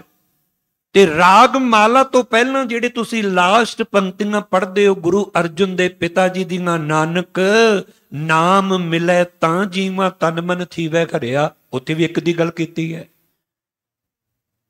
ਜਨਮ ਪਦਾਰਥ ਸਫਲ ਹੈ ਜੇ ਸੱਚਾ ਸ਼ਬਦ ਕਥ, ਗੁਰ ਤੇ ਮਹਿਲ ਪ੍ਰਾਪ ਤੇ ਜਿਸ ਲਿਖਿਆ ਹੋਵੇ ਮਥ। ਗੁਰੂ ਦੀ ਕਿਰਪਾ ਦੇ ਨਾਲ ਉਹ ਟਿਕਾਣਾ, ਉਹ ਉੱਚੀ ਆਤਮਿਕ ਅਵਸਥਾ ਤੈਨੂੰ ਤਾਂ ਪ੍ਰਾਪਤ ਹੋਣੀ ਹੈ। ਇਸ ਲਈ ਸਤਿਗੁਰ ਗੁਰਦੇਵ ਪਿਤਾ ਜੀ ਕਹਿੰਦੇ ਨੇ, ਹੱਬੇ ਥੋਕ ਵਿਸਾਰ। ਅੱਠੇ ਪੈਰ ਇਹਨਾਂ ਚੀਜ਼ਾਂ ਦਾ ਧਿਆਨ ਨਾ ਕਰਿਆ ਕਰ। ਅੱਠੇ ਪੈਰ ਇਹ ਹੀ ਤੂੰ ਮੰਗਦਾ ਹੀ ਰਹਿੰਦਾ ਹੈ। ਇੱਕ ਪਰਮਾਤਮਾ ਨੂੰ ਚੇਤੇ ਕਰ, ਆਪਣੇ ਖਿਆਲ ਵਿੱਚ ਲੈ ਕੇ ਆ ਪਰਮਾਤਮਾ ਦਾ ਧਿਆਨ ਧਰ। ਝੂਠਾ ਲਾਹ ਗੁਮਾਨ ਮਨ ਤਨ ਅਰਪ ਧਰ। ਫਿਰਦਾ ਇਹ ਜਿਹੜੇ ਪਦਾਰਥ ਨੇ ਨਾ, ਪਹਿਲਾਂ ਅਸੀਂ ਮੰਗਦੇ ਹਾਂ, ਫਿਰ ਸਾਨੂੰ ਮਿਲ ਵੀ ਜਾਂਦੇ ਨੇ। ਤੇ ਜਦੋਂ ਮਿਲ ਜਾਂਦੇ ਨੇ, ਜਿਸ ਤੋਂ ਮੰਗੇ ਉਹਨੂੰ ਅਸੀਂ ਭੁੱਲ ਜਾਂਦੇ ਹਾਂ। ਤੇ ਫਿਰ ਇਹਨਾਂ ਪਦਾਰਥਾਂ ਦਾ ਅਸੀਂ ਪਦਾਰਥ ਝੂਠੇ ਤੇ ਇਹਨਾਂ ਦਾ ਗੁਮਾਨ ਵੀ ਝੂਠਾ, ਹੰਕਾਰ ਵੀ ਝੂਠਾ। ਪਦਾਰਥ ਰੱਬ ਨੇ ਦਿੱਤੇ, ਉਹਦੇ ਤੋਂ ਮੰਗ ਕੇ ਲਏ। ਆਪਾਂ ਜਿੰਨੇ ਵੀ ਸਤਿਗੁਰੂ ਗੁਰਦੇਵ ਪਿਤਾ ਜੀ ਨੇ ਤੇ ਇਥੋਂ ਤੱਕ ਬਖਸ਼ਿਸ਼ ਕੀਤੀ ਹੈ, ਜਗਤ ਭਿਖਾਰੀ ਫਿਰਤ ਹੈ ਸਭ ਕੋ ਦਾਤਾ ਰਾਮ। ਸਾਰਾ ਸੰਸਾਰ ਭਿਖਾਰੀ ਦੱਸਿਆ। ਹਮ ਭਿਖਾਰੀਆਂ ਵਿੱਚ ਅੰਤਰ ਹੁੰਦਾ ਹੈ। ਕਿਸੇ ਭਿਖਾਰੀ ਦੀ ਮੰਗ ਕੋਈ ਹੋ ਸਕਦੀ ਹੈ, ਕਿਸੇ ਭਿਖਾਰੀ ਦੀ ਮੰਗ ਕੋਈ ਹੋ ਸਕਦੀ ਹੈ। ਹੈਗੇ ਸਾਰੇ ਉਹਦੇ ਦਰ ਦੇ ਭਿਖਾਰੀ ਨੇ। ਪਰ ਜੇ ਆਪਾਂ ਉਹਦੇ ਕੋਲੋਂ ਕੋਈ ਚੀਜ਼ ਮੰਗੀ, ਉਹਨੇ ਸਾਡੀ ਝੋਲੀ ਭਰ ਦਿੱਤੀ, ਉਹ ਪਦਾਰਥ ਸਾਨੂੰ ਮਿਲ ਗਿਆ, ਤੇ ਫਿਰ ਉਸ ਪਦਾਰਥ ਝੂਠੇ ਪਦਾਰਥ ਦਾ ਅਸੀਂ ਝੂਠਾ ਗੁਮਾਨ। ਸਤਿਗੁਰੂ ਕਹਿੰਦੇ ਨੇ ਨਾ, ਝੂਠਾ ਲਾਹ ਗੁਮਾਨ। ਕਹਿੰਦੇ ਨੇ ਇਹ ਹੰਕਾਰ ਪਰੇ ਦੂਰ ਕਰ ਦੇ, ਹੰਕਾਰ ਨਾ ਕਰੀ। ਗੁਰੂ ਅਰਜਨ ਸਾਹਿਬ ਜੀ ਸ਼੍ਰੀ ਰਾਗ ਅੰਦਰ, ਹਰ ਗੁਣ ਗਾਓ ਮਨਾ ਸਤਿਗੁਰ ਸੇਵ ਪਿਆਰ, ਕਿਆ ਥੋੜੜੀ ਬਾਤ ਗੁਮਾਨ। ਇੱਥੇ ਵੀ ਗੁਮਾਨ ਆਇਆ, ਝੂਠਾ ਲਾ ਗੁਮਾਨ। ਕਿਆ ਥੋੜੜੀ ਬਾਤ ਗੁਮਾਨ। ਛੋਟੀ ਜੀ ਗੱਲ ਦਾ ਤੂੰ ਹੰਕਾਰ ਕਰਨਾ। ਦਾਤਾਂ ਉਹਦੇ ਕੋਲੋਂ ਲਈਆਂ, ਹੰਕਾਰੀ ਤੂੰ ਬਣ ਜਾਂਦਾ ਹੈ। ਕਹਿੰਦੇ ਨੇ ਗੁਮਾਨ ਕਰਨ ਦੀ ਥਾਂ ਤੇ ਸਗੋਂ ਜਿਸ ਪਰਮਾਤਮਾ ਨੇ ਤੈਨੂੰ ਇਹ ਖੂਬਸੂਰਤ ਇਹ ਤਨ ਦਿੱਤਾ ਹੈ, ਜਿਸ ਕਰਤੇ ਅਕਾਲ ਪੁਰਖ ਵਾਹਿਗੁਰੂ ਨੇ ਐਸੇ ਸਤਿਗੁਰੂ ਦੇ ਨਾਲ ਸਾਡਾ ਮਿਲਾਪ ਕਰਵਾਇਆ, ਜਿਸ ਦੀ ਬਾਣੀ ਦੀ ਆਪਾਂ ਵਿਚਾਰ ਸਰਵਣ ਕਰਦੇ ਹਾਂ। ਤੇ ਸਤਿਗੁਰੂ ਕਹਿੰਦੇ ਨੇ ਇੱਥੇ ਇਹ ਮਨ ਦਾ ਮਤਲਬ ਹੈ ਮਨ ਵਿਚਾਰਾਂ ਦਾ ਸੰਗ੍ਰਹਿ। ਆਪਣੀਆਂ ਵਿਚਾਰਾਂ ਛੱਡ ਦੇ, ਆਪਣਾ ਤਨ ਅਰਪ ਧਰ ਰੱਖ ਦੇ, ਪ੍ਰਮਾਤਮਾ ਦੇ ਦਰ ਤੇ ਭੇਟਾ ਕਰ ਦੇ, ਅਰਪਣ ਕਰ ਦੇ। ਗੁਮਾਨ ਨਾ ਕਰ, ਹੰਕਾਰ ਨਾ ਕਰ, ਕਿਉਂਕਿ ਜਿਹੜਾ ਹੰਕਾਰ ਹੈ ਇਹ ਸਰੀਰ ਨੂੰ ਇਸ ਤਰ੍ਹਾਂ ਖੋਖਲਿਆਂ ਕਰ ਦਿੰਦਾ ਹੈ, ਜਿਵੇਂ ਕਿਸੇ ਲੱਕੜ ਨੂੰ ਘੁਣ ਲੱਗ ਜਾਏ, ਜਿਵੇਂ ਕਿਸੇ ਲੋਹੇ ਨੂੰ ਜੰਗਾਲ ਖਾ ਜਾਂਦਾ ਹੈ। ਜਿੱਤੇ ਆਪਾਂ ਫਿਰ ਲੋਹੇ ਦਾ ਜਿਹੜਾ ਜੰਗਾਲ ਦੂਰ ਕਰਨ ਵਾਸਤੇ ਰੇਗਮਾਰ ਦੀ ਵਰਤੋਂ ਕਰਦੇ ਹਾਂ, ਮੈਨੂੰ ਜੰਗਾਲ ਨਾ ਲੱਗੇ ਉਹਨੂੰ ਪੇਂਟ ਕਰਦੇ ਹਾਂ, ਇਹਨੂੰ ਜੰਗਾਲ ਨਾ ਲੱਗੇ, ਜੰਗਾਲ ਲੱਗ ਗਿਆ ਕਮਜ਼ੋਰ ਹੋ ਜਾਏਗਾ ਇਹ। ਇਸੇ ਤਰ੍ਹਾਂ ਲੱਕੜ ਵਿੱਚ ਵੀ ਆਪਾਂ ਘੁਣ ਤੋਂ ਬਚਣ ਵਾਸਤੇ ਬੜੇ ਇਲਾਜ ਕਰਦੇ ਹਾਂ, ਵੀ ਇਹਨੂੰ ਘੁਣ ਨਾ ਖਾ ਜਾਏ ਕਿਤੇ। ਸਾਡੇ ਭਾਵੇਂ ਦਰਵਾਜ਼ੇ ਹੋਣ, ਕਪਬੋਰਡ, ਜੋ ਵੀ ਮਰਜ਼ੀ ਘਰਾਂ ਵਿੱਚ ਹੋਵੇ, ਕਿਤੇ ਵੀ ਹੋਵੇ। ਇਸੇ ਤਰ੍ਹਾਂ ਗੁਰੂ ਕੇ ਪਿਆਰ ਵਾਲਿਓ, ਸਾਡੇ ਵਾਸਤੇ ਰੇਗ ਮਾਰ ਕਿਹੜਾ, ਜਿਹੜਾ ਸਾਨੂੰ ਹੰਕਾਰ ਲੱਗਾ ਹੋਇਆ, ਉਹ ਕਿਹੜਾ ਰੇਗ ਮਾਰਗ ਹੈ? ਅੱਜ ਜਿਸ ਦਰ ਤੇ ਤੁਸੀਂ ਬੈਠੇ ਹੋ, ਆ ਸ਼ਬਦ ਦੀ ਵਿਚਾਰ ਹੀ ਤੇ ਰੇਗ ਮਾਰਗ ਹੈ। ਸ਼ਬਦ ਦੀ ਵਿਚਾਰ ਨੇ ਹੀ ਸਾਨੂੰ ਇਹਨਾਂ, ਇਹ ਇੱਕ ਆਪਣੇ ਆਪ ਵਿੱਚ ਗੁਮਾਨ, ਇਹ ਬੜਾ ਵੱਡਾ ਵਿਕਾਰ ਹੈ, ਹੰਕਾਰ ਹੈ। ਇਹ ਵੇਖਣ ਨੂੰ ਸੂਖਮ ਜੀ ਬਿਮਾਰੀ ਹੈ, ਦਿਸਦੀ ਕੋਈ ਨਹੀਂ ਹੈ। ਸਤਿਗੁਰੂ ਨੇ ਇਸੇ ਲਈ ਭੈਰੋ ਰਾਗ ਵਿੱਚ ਇਹ ਵੀ ਬਚਨ ਕੀਤੇ, ਗੁਰੂ ਅਰਜਨ ਦੇਵ ਪਿਤਾ ਜੀ ਨੇ, ਹਉ ਮੈਂ ਰੋਗ ਮਾਨੁਖ ਕੋ ਦੀਨਾ। ਇਹ ਮੈਂ ਦਾ ਰੋਗ, ਹੰਕਾਰ ਦਾ ਰੋਗ, ਇਹ ਪ੍ਰਮਾਤਮਾ ਨੇ ਮਨੁੱਖ ਨੂੰ ਦਿੱਤਾ ਹੈ। ਤੇ ਬਾਕੀ ਤੇ ਭਗਤ ਰਵਿਦਾਸ ਜੀ ਦੀ ਬਾਣੀ ਜਦੋਂ ਆਪਾਂ ਪੜ੍ਹਦੇ ਹਾਂ, ਉਹਦੇ ਵਿੱਚ ਵੀ ਕੁਝ ਜਾਨਵਰਾਂ ਦੀ ਗੱਲ ਕੀਤੀ ਗਈ। ਇੱਕ ਇੱਕ ਰੋਗ ਉਹਨਾਂ ਨੂੰ ਲੱਗ ਜਾਂਦਾ ਹੈ ਤੇ ਉਹਨਾਂ ਨੂੰ ਜਾਨ ਗਵਾਉਣੀ ਪੈਂਦੀ ਹੈ। ਬੰਦਿਆ, ਤੇਰੇ ਅੰਦਰ ਤੇ ਪੰਜੇ ਰੋਗ ਨੇ, ਕੇਵਲ ਹੰਕਾਰ ਹੀ ਥੋੜੇ, ਬਾਕੀ ਵੀ ਤੇ ਹੈਗੇ ਨੇ, ਕਾਮ ਕ੍ਰੋਧ ਲੋਭ ਮੋਹ ਵੀ ਹੈਗਾ। ਮ੍ਰਿਗ ਮੀਨ ਪਿਰੰਗ ਪਤੰਗ ਕੁੰਚਰ, ਏਕ ਦੋਖ ਵਿਨਾਸ਼, ਪੰਚ ਦੋਖ ਅਸਾਧ ਜਾਮੈ, ਤਾਕੀ ਕੇਤਕ ਆਸ। ਕਿੰਨਾ ਕੁ ਉਸ ਤੋਂ ਬਚਿਆ ਜਾ ਸਕਦਾ ਹੈ? ਇਸ ਲਈ ਜੇ ਹੰਕਾਰ ਤੋਂ ਆਪਾਂ ਬਚਣਾ ਚਾਹੁੰਦੇ ਹਾਂ ਤੇ ਫਿਰ ਸਾਨੂੰ ਆਪਣਾ ਮਨ ਵੀ ਤੇ ਆਪਣਾ ਤਨ ਵੀ ਸਤਿਗੁਰੂ ਗੁਰਦੇਵ ਪਿਤਾ ਜੀ ਦੇ ਅੱਗੇ ਅਰਪਣ ਕਰਨਾ ਪਵੇਗਾ। ਹੁਣ ਆਪਾਂ ਸਦਾ ਲਈ ਤਨ ਅਰਪਣ ਕਰਕੇ ਤੇ ਇਹ ਤੇ ਨਹੀਂ ਕਿ ਬਾਕੀ ਜਿਵੇਂ ਚੀਜ਼ ਆਪਾਂ ਭੇਟਾ ਕਰਦੇ ਹਾਂ, ਮਾਇਆ ਗੋਲਕ ਚ ਪਾਉਂਦੇ ਆ ਨਾ, ਸਾਰੇ ਮੱਥਾ ਟੇਕਦੇ ਆ, ਮੁੜ ਕੇ ਨਹੀਂ ਚੁੱਕਦੇ ਉਹ, ਜਾਂ ਹੋਰ ਕੋਈ ਲੰਗਰ ਵਾਸਤੇ ਰਸਦ ਇਤਿਆਦ ਲੈ ਕੇ ਆਏ, ਉਹ ਵੀ ਨਹੀਂ ਵਾਪਸ ਹੋ ਰਿਹਾ। ਕੋਈ ਵੀ ਚੀਜ਼ ਗੁਰੂ ਦਰ ਤੇ ਭੇਟਾ ਕਰਦੇ ਆ, ਉਹ ਮੁੜ ਕੇ ਚੁੱਕਦੇ ਤੇ ਨਹੀਂ ਨਾ। ਇਸੇ ਤਰ੍ਹਾਂ ਜਦੋਂ ਤਨ ਅਰਪਣ ਕਰਦੇ ਆ, ਆਪਾਂ ਮੱਥਾ ਟੇਕਦੇ ਆ, ਇਹਦਾ ਮਤਲਬ ਹੀ ਇੱਥੇ ਇਹ ਹੈ ਕਿ ਅੱਜ ਤੋਂ ਬਾਅਦ ਮੈਂ ਆਪਣੀਆਂ ਵਿਚਾਰਾਂ ਤੇ ਆ ਕੇ ਸਤਿਗੁਰੂ ਤੁਹਾਡੀਆਂ ਵਿਚਾਰਾਂ ਇੱਥੋਂ ਲੈ ਕੇ ਜਾਣ ਵਾਸਤੇ ਆਇਆ ਹਾਂ। ਹੁਣ ਤਨ ਤੇ ਬਾਹਰ ਜਾਏਗਾ, ਤਨ ਤੇ ਸਦਾ ਇੱਥੇ ਬੈਠਾ ਨਹੀਂ ਰਹੇਗਾ। ਇਹਨੇ ਘਰ ਵੀ ਜਾਣਾ, ਇਹਨੇ ਕਾਰੋਬਾਰ ਤੇ ਵੀ ਜਾਣਾ, ਇਹਨੇ ਸਭ ਕੁਝ ਕਰਨਾ। ਹੁਣ ਤਨ ਸਦਾ ਲਈ ਇੱਥੇ ਤੁਸੀਂ ਭੇਟਾ ਨਹੀਂ ਕਰ ਸਕਦੇ।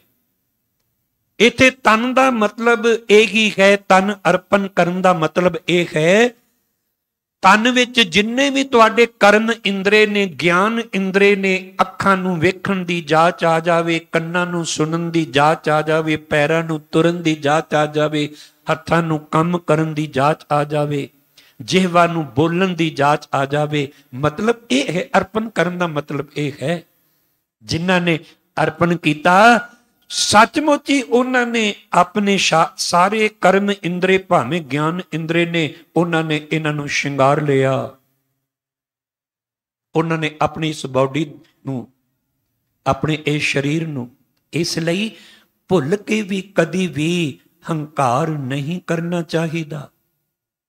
ਗੁਰੂ ਤੇਗ ਬਹਾਦਰ ਸਾਹਿਬ ਜੀ ਦੇ ਪਾਵਨ ਇਸ ਪਵਿੱਤਰ ਅਸਥਾਨ ਤੇ ਆਪਾਂ ਬੈਠੇ ਹਾਂ ਨਾ, ਤੇ ਸਤਿਗੁਰੂ ਉੱਥੇ ਬਖਸ਼ ਕਰਦੇ ਨੇ, ਇਹੋ ਜਿਹੇ ਕੰਮ ਕਰਕੇ ਕਹਿੰਦੇ ਨੇ, ਮਾਨਸ ਜਨਮ ਅਕਾਰਤ ਖੋਵਤ, ਲਾਜ ਨਾ ਲੋਕ ਹੱਸਣ ਕੀ। ਇਹ ਮਨੁੱਖਾ ਜਨਮ ਰੱਬ ਨੇ ਤੈਨੂੰ ਦਿੱਤਾ, ਇਹ ਤਨ ਦਿੱਤਾ, ਹੰਕਾਰ ਕਰਨ ਵਾਸਤੇ ਦਿੱਤਾ ਸੀ। ਤੈਨੂੰ ਸ਼ਰਮ ਨਹੀਂ ਆਉਂਦੀ? ਤੇਰੇ ਤੇ ਲੋਕੀ ਹੱਸਣਗੇ, ਤੇਰਾ ਮਜ਼ਾਕ ਉਡਾਉਣਗੇ। मानस जन्म अकारत खोवत, लाज न लोक हसन की, नानक हर जस क्यों नहीं गावत, कुमत बिनासे तन की। कहते परमात्मा दे गुण क्यों नहीं गाउंदा, ताकि तेरी जेड़ी ये भैड़ी मत है ना, ये दूर हो जाए। कुमत बिनासे तन की, तन दे नाल भैड़ी मत चंगी मत दा संबंध है। ते अपन इत्थे यही जो पहला भी रहाओ वाला पदा, जीवा तेरी दात किरपा करो मूँ, मैनू ये दात दिओ जिन्हें तुहाडी सिफत सलाह मैं करदा रहां, सिफत सलाह दी दात मेरी झोली विच पा दिओ। ते जिहड़े हंकारी बंदे ने ना, ये मेरे सतगुरु जी का फैसला है, मेरा नहीं। ਉਹਦੇ ਵਿੱਚ ਹੰਕਾਰ ਦੀ ਬਿਮਾਰੀ ਮੈਨੂੰ ਵੀ ਹੋ ਸਕਦੀ ਹੈ, ਕਿਸੇ ਨੂੰ ਹੋਰ ਨੂੰ ਹੋ ਸਕਦੀ ਹੈ। ਫੈਸਲਾ ਗੁਰੂ ਸਾਹਿਬ ਜੀ ਦਾ, ਸੁਖੀ ਬਸੈ ਮਸਕੀਨੀ ਆ, ਆਪ ਨਿਵਾਰ ਤਲੇ, ਵੱਡੇ ਵੱਡੇ ਹੰਕਾਰੀਆ ਨਾਨਕ ਗਰਭ ਗਲੇ। ਗਰਮ ਨੇ ਹੰਕਾਰ ਵਿੱਚ, ਉਹਨਾਂ ਦੇ ਜੀਵਨ ਗਲ ਸੜ ਜਾਂਦੇ ਨੇ ਵੱਡੇ ਵੱਡੇ ਹੰਕਾਰੀਆਂ ਦੇ। ਵੱਡੇ ਵੱਡੇ ਹੰਕਾਰੀ ਜਿਹੜੇ ਨੇ, ਤੇ ਸੁਖੀ ਕੌਣ ਵਸਦਾ ਹੈ? ਜਿਹਦੇ ਅੰਦਰ ਨਿਮਰਤਾ ਹੋਵੇ। ਸੁਖੀ ਬਸੇ ਮਸਕੀਨੀਆ, ਮਸਕੀਨ ਦਾ ਅਰਥ ਗਰੀਬ ਹੈ। ਸੋਹਿਲਾ ਸਾਹਿਬ ਦੀ ਬਾਣੀ ਪੜ੍ਹਦੇ ਹੋ ਨਾ, ਚੌਥੇ ਪਾਤਸ਼ਾਹ ਜੀ ਦਾ, ਹਮ ਗਰੀਬ ਮਸਕੀਨ ਪ੍ਰਭ ਤੇਰੇ, ਹਰ ਰਾਖ ਰਾਖ ਵੱਡ ਵੱਡਾ ਗੇ। ਤੇ ਭਗਤ ਕਬੀਰ ਜੀ ਨੇ ਆਪਣੇ ਸ਼ਲੋਕਾਂ ਵਿੱਚ, ਕਬੀਰ ਗਰਬ ਨਾ ਕੀਜੀਐ, ਰੰਕ ਨਾ ਹਸੀਐ ਕੋਏ, ਅਜੋ ਸੁਨਾਉ ਸਮੁੰਦਰ ਮੈਂ ਕਿਆ ਜਾਨੂ ਕਿਆ ਕੋਏ। ਐਵੇਂ ਹੰਕਾਰ ਨਾ ਕਰ, ਕਿਸੇ ਦੀ ਗਰੀਬੀ ਤੇ ਨਾ ਹੱਸ, ਕਿਸੇ ਦਾ ਮਜ਼ਾਕ ਨਾ ਉਡਾ। ਕੀ ਪਤਾ ਹੈ ਅਜੇ ਤੇਰਾ ਵੀ ਤੇ ਜੀਵਨ ਰੂਪੀ ਬੇੜਾ ਸੰਸਾਰ ਸਮੁੰਦਰ ਦੇ ਮਝਧਾਰ ਵਿੱਚ ਹੈ, ਕੀ ਪਤਾ ਕਦੋਂ ਕੀ ਭਾਣਾ ਵਾਪਰ ਜਾਏ। ਕਾਹਦਾ ਹੰਕਾਰ ਕਰਦਾ? ਗੁਰੂ ਦੇ ਦਰ ਤੇ ਜਦੋਂ ਆਉਂਦੇ ਹਾਂ, ਸੱਚੇ ਪਾਤਸ਼ਾਹ ਅੱਗੇ ਇਹੀ ਅਰਦਾਸ ਕਰੀਏ, ਰਾਖ ਪਿਤਾ ਪ੍ਰਭ ਮੇਰੇ, ਮੋਹਿ ਨਿਰਗੁਣ ਸਭ ਗੁਣ ਤੇਰੇ, पंच बिखादी एक गरीबा, राखो राखन हारे, खेद करें और बहुत संतामे, आयो शरण तुहारे। कर कर हारियो अनक भो भांति छोड़े कतहू नागी। बड़े जतन कीते ने, अपने जतन नाल, जतन बहुत मैं कर रहे हो, मिट्यो ना मन को। गुरु तेग बहादुर साहब जी, अपने जतन नहीं करने, अरदास करनी है। फिर अरदास ਜਦੋਂ ਕਰੋਗੇ ਉਹ ਤੁਹਾਡੀ ਅਰਦਾਸ ਸੁਣਦਾ ਵੀ ਹੈ। ਫਿਰ ਨਹੀਂ ਤੇ ਫਿਰ ਦੁਰਮਤ ਸਿਓ ਨਾਨਕ ਫਦਿਓ, ਇੱਥੇ ਵੀ ਲਾਸਟ ਅਰਦਾਸ ਹੀ, ਰਾਖ ਲਿਓ ਭਗਵਾਨ। ਤੋ ਸਤਿਗੁਰੂ ਜੀ ਇੱਥੇ ਬਖਸ਼ਿਸ਼ ਕਰਦੇ ਨੇ, ਮਾਲਕ ਦੇ ਦਰ ਤੇ ਆ ਕੇ ਇਹ ਦਾਤ ਮੰਗਿਆ ਕਰ ਤੇ ਅਰਦਾਸ ਕਰਿਆ ਕਰ। हे ਭਾਈ ਤੂੰ ਆ ਵੀ ਆਪਣੇ ਮਨ ਤੋਂ ਝੂਠਾ ਗੁਮਾਨ ਜਿਹੜਾ ਨਾ, हे ਸਤਿਗੁਰੂ ਮੇਰੇ ਮਨ ਤੋਂ ਇਹ ਝੂਠਾ ਗੁਮਾਨ ਲਾ ਦੇ, ਮੈਂ ਆਪਣਾ ਮਨ ਤਨ ਤੇਰੇ ਦਰ ਤੇ ਮੈਂ ਭੇਟਾ ਕਰਾਂ। ਇਸ ਕਰਕੇ हे ਭਾਈ ਇਹ ਕਰ। ਤੇ ਸਤਿਗੁਰੂ ਫਿਰ ਦੂਸਰੇ ਪਦੇ ਵਿੱਚ ਕੀ ਫਰਮਾਉਂਦੇ ਨੇ, ਸੋਈ ਕੰਮ ਕਮਾਏ ਜਿਤ ਮੁਖ ਉਜਲਾ। ਕਹਿੰਦੇ ਨੇ ਉਹ ਕੰਮ ਕਰਿਆ ਕਰ ਜਿਹਦੇ ਦੇ ਨਾਲ ਤੇਰਾ ਮੁਖ ਉਜਲਾ ਹੋਵੇ। ਉਹ ਕੰਮ ਨਹੀਂ ਕਰਨੇ। ਤੇ ਇਹ ਦਾਤ ਕਿੱਥੋਂ ਪ੍ਰਾਪਤ ਹੋਣੀ ਸੀ? ਗੁਰਬਾਣੀ ਪੜ੍ਹ ਕੇ, ਫਰੀਦਾ ਜਿੰਨੀ ਕਮੀ ਨਾਹੀਂ ਗੁਣ ਤੇ ਕਮੜੇ ਵਿਸਾਰ, ਮਤ ਸ਼ਰਮਿੰਦਾ ਥੀਵਹੀਂ ਸਾਈਂ ਦੇ ਦਰਬਾਰ। ਗੁਰੂ ਅਮਰਦਾਸ ਪਿਤਾ ਜੀ ਵੀ ਬਖਸ਼ਿਸ਼ ਕਰਦੇ ਨੇ, ਐਸਾ ਕੰਮ ਮੂਲੇ ਨਾ ਕੀਚੈ ਜਿਤ ਅੰਤ ਪਛੋਤਾਈਐ। ਸਤਿਗੁਰੂ ਸਾਨੂੰ ਉਹ ਕੰਮ ਕਰਨ ਵਾਸਤੇ ਪ੍ਰੇਰਨਾ ਕਰਦੇ ਨੇ। ਗੁਰਦੇਵ ਪਿਤਾ ਜੀ ਸਾਡੇ ਲਈ ਪ੍ਰੇਰਨਾ ਦੇ ਸਰੋਤ ਨੇ। ਆਪਾਂ ਜੀਵਨ ਦੇ ਰੋਲ ਮਾਡਲ, 10 ਪਾਤਸ਼ਾਹੀਆਂ ਦਾ ਇਤਿਹਾਸ, ਗੁਰੂ ਗ੍ਰੰਥ ਸਾਹਿਬ ਪਾਤਸ਼ਾਹ, 10 ਪਾਤਸ਼ਾਹੀਆਂ ਦੀ ਜੋਤ ਗੁਰੂ ਗ੍ਰੰਥ ਸਾਹਿਬ ਜੀ ਨੂੰ, ਜਾਂ ਅਰਦਾਸ ਵਿੱਚ ਜਿਨ੍ਹਾਂ ਗੁਰਮੁਖ ਪਿਆਰਿਆਂ ਦੇ 5 ਪਿਆਰਿਆਂ, 4 ਸਾਹਿਬਜ਼ਾਦਿਆਂ, 40 ਮੁਕਤਿਆਂ ਘਟੀਆਂ, ਜਪੀਆਂ ਤਪੀਆਂ, ਜਿਨ੍ਹਾਂ ਨਾਮ ਜਪਿਆ ਵੰਡ ਛਕਿਆ। ਉਹਦੇ ਵਿੱਚ ਭਾਈ ਮਤੀ ਦਾਸ ਜੀ, ਭਾਈ ਸਤੀ ਦਾਸ ਜੀ, ਭਾਈ ਦਿਆਲਾ ਜੀ ਵੀ ਆ ਜਾਂਦੇ ਨੇ। ਜਿਨ੍ਹਾਂ ਸਿੰਘਾਂ ਸਿੰਘਣੀਆਂ ਨੇ ਧਰਮ ਵਿੱਚ ਸੀਸ ਦਿੱਤੇ, ਉਹਨਾਂ ਨੂੰ ਆਪਣਾ ਰੋਲ ਮਾਡਲ ਬਣਾ ਕੇ ਤਾਂ ਹੀ ਹੋ ਸਕਦਾ ਜਿਵੇਂ ਉਹਨਾਂ ਨੇ ਜੀਵਨ ਜੀਵਿਆ ਉਸੇ ਤਰ੍ਹਾਂ ਅਸੀਂ ਵੀ ਆਪਣਾ ਜੀਵਨ ਬਤੀਤ ਕਰ ਸਕੀਏ। ਇਹ ਨਹੀਂ ਮੈਂ ਬੜਾ ਲੰਮਾ ਜੀਵਨ ਜੀਵਿਆ, ਨਹੀਂ ਗੁਰੂ ਕੇ ਪਿਆਰ ਵਾਲਿਓ ਜੀਵਿਆ ਕਿਵੇਂ? ਸਵਾਲ ਤੇ ਇਹ ਹੈ। ਇਹ ਨਹੀਂ ਤੂੰ ਸੈਂਚੁਰੀ ਪੂਰੀ ਕਰ ਲਈ ਫਿਰ ਕੀ ਹੋ ਗਿਆ, 100 ਸਾਲ ਜੀਵਿਆ ਤੇ ਫਿਰ ਕੀ ਹੋ ਗਿਆ? ਜੀਵਿਆ ਕੋਈ ਕਿੰਨਾ ਹੈ, ਸਵਾਲ ਇਹ ਨਹੀਂ ਜੀਵਿਆ ਕਿਵੇਂ ਹੈ, ਜੀਵਨ ਬਤੀਤ ਉਹਨੇ ਕਿਵੇਂ ਕੀਤਾ ਹੈ। ਅਸਲ ਗੱਲ ਤੇ ਆਹ ਹੈ। ਤੇ ਇੱਥੇ ਸਤਿਗੁਰੂ ਗੁਰਦੇਵ ਪਿਤਾ ਜੀ ਫਰਮਾਉਂਦੇ ਨੇ, ਸੋਈ ਕੰਮ ਕਮਾਏ ਜਿਤ ਮੁਖ ਉਜਲਾ, ਸੋਈ ਲੱਗੇ ਸੱਚ ਜਿਸ ਤੂੰ ਦੇਹ ਅੱਲਾ। ਗੁਰੂ ਸਾਹਿਬ ਜੀ ਨੂੰ ਅੱਲਾ ਕਹਿਣ ਤੇ ਕੋਈ ਸੰਕੋਚ ਨਹੀਂ। ਇੱਥੇ ਤੇ ਜਬਰਨ ਤੌਰ ਤੇ ਕਿਸੇ ਨੂੰ ਕਹਿੰਦੇ ਨੇ ਤੂੰ ਅੱਲਾ ਕਹਿ, ਕੋਈ ਕਹਿੰਦਾ ਨਹੀਂ ਤੂੰ ਰਾਮ ਕਹਿ, ਕੋਈ ਕਹਿੰਦਾ ਤੂੰ ਆ ਕਹਿ। ਹਾਂ, ਜਦੋਂ ਧੱਕਾ ਕੀਤਾ ਗਿਆ ਭਗਤ ਨਾਮਦੇਵ ਜੀ ਨੂੰ, ਰਾਮ ਛੋੜ ਕੇ ਨਾ ਭਜੈ ਖੁਦਾਏ, ਆਖਣ ਲੱਗਾ ਨਾ ਧੱਕਾ ਨਹੀਂ ਸਮਾਂਗਾ, ਮੈਨੂੰ ਅੱਲਾ ਕਹਿਣ ਤੋਂ ਕੋਈ ਗੁਰੇਜ਼ ਨਹੀਂ ਹੈ, ਮੈਨੂੰ ਅੱਲਾ ਸ਼ਬਦ ਤੋਂ ਨਫ਼ਰਤ ਨਹੀਂ ਹੈ, ਪਰ ਤੁਹਾਡੇ ਕਹਿਣ ਤੇ ਮੈਂ ਕਿਉਂ ਕਵਾਂ, ਮੈਂ ਕਵਾਂਗਾ ਆਪਣੀ ਮੌਜ ਵਿੱਚ ਕਵਾਂਗਾ।